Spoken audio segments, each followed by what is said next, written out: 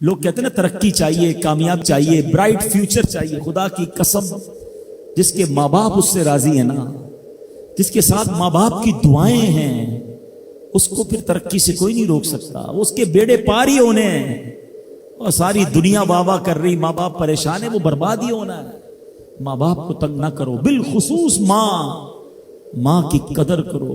ماں کا کوئی نیبل بدل نہیں ہے. اور یہ دعا دے دے تو بندہ کدھر پہنچ جاتا ہے. اچھا، پھر آج کل ایک اور ٹرینڈ چلا ہے، کسی بھی طرح کا زندگی میں مقام بڑھ گیا نا، مشہور ہو گیا، اب وہ ماں باپ پر بھی روب جما رہا ہوتا ہے. پتہ نہیں میں کتنا بڑا آدمی ہو گیا ہوں، اب میں آپ کی خدمت کہاں سے کروں گا بھائی، ٹائم ہی کہاں ہے میرے پاس.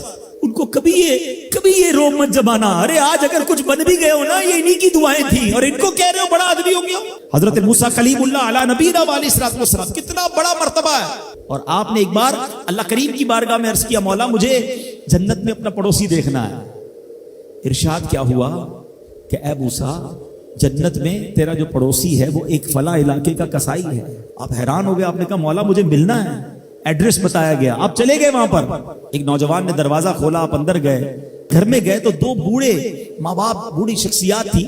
انہوں نے حضرت موسیٰ کو دیکھا، آپ کی رسالت کی گواہی دی، اور دونوں دنیا سے چلے گئے. وہ نوجوان کسی کام سے گیا، جب واپس آیا اپنے دونوں والدین کو دیکھا کہ دونوں کا انتقال ہو گیا ہے. تو کہا ہو نہ ہو آپ حضرت موسیٰ علیہ الصلوۃ والسلام. حضرت موسیٰ نے کہا میں نے تو نہیں بتایا کہ میں کون ہوں، تمہیں کیسے پتا چلا؟ کہا میرے ماں باپ روزانہ دعا کرتے تھے کہ یا اللہ اس وقت تک موت نہ دینا جب تک حضرت موسیٰ کا دیدار نہ کر لیں. آپ ہمارے گھر آئے ہیں، آپ کو انہوں نے دیکھا ہے، یہ چلے گئے دنیا سے، آپ ہی حضرت موسیٰ ہیں.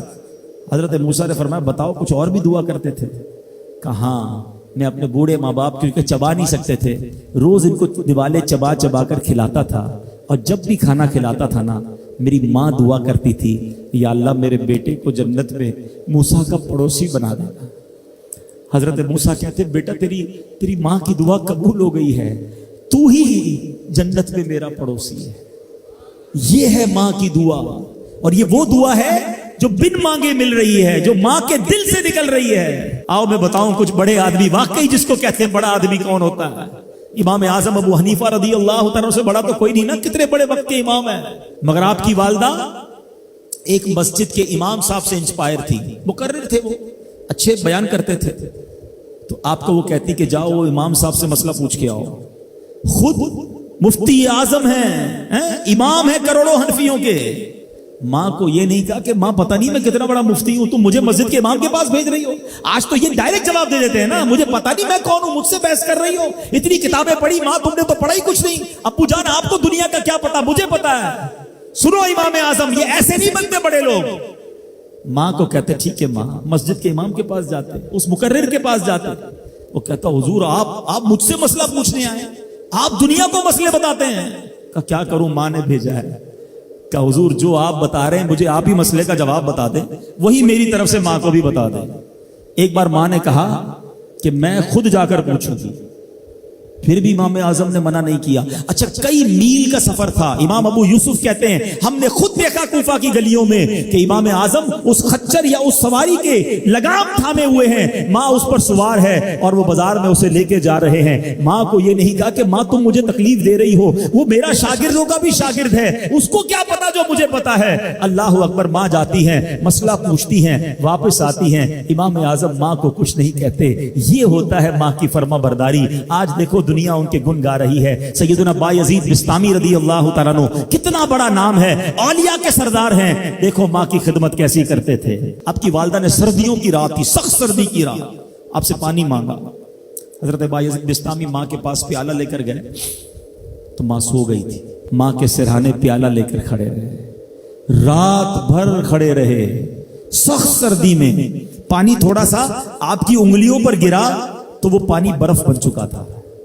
ماں کی آنکھ کھلی، دیکھا بایزید بستامی بستر کے کنارے کھڑے ہیں. کہا بیٹا کیوں کھڑے ہو؟ کہا ماں آپ نے رات پانی مانگا تھا نا، اس لیے کھڑا رہا کہ نہ جانے کب آنکھ کھل جائے. اب جب پانی دینے کے لیے پیالہ الگ کیا نا تو وہ برف چمڑی سے چپک چکی تھی، تو جب وہ برف الگ ہوئی نا ہاتھ سے خون نکلنے لگا. حضرت بایزید بستامی رحمت اللہ تعالی کی ماں نے جب یہ دیکھا نا کہ بیٹا ساری رات کھڑا رہا اور اب اس کا ہاتھ بھی لہو لہان ہو گیا. حضرت بایزید بستامی کی ماں نے پتہ اس رات کیا دعا دی؟ کہتی یا اللہ میں اس سے راضی ہوں، تو بھی اس سے راضی ہو جا۔ دیکھو کیا مقام ملا، اولیاء کرام کے سردار بن گئے۔ یہ وہ دعائیں ہیں جو دل سے نکلتی ہیں۔ ماں باپ کی خدمت ایسی کرو، اب کہو نا ان کے دل سے دعا نکلے۔ جب وہ دعا نکلے گی نا، پھر وہ کام بننے آپ سوچ نہیں سکتے۔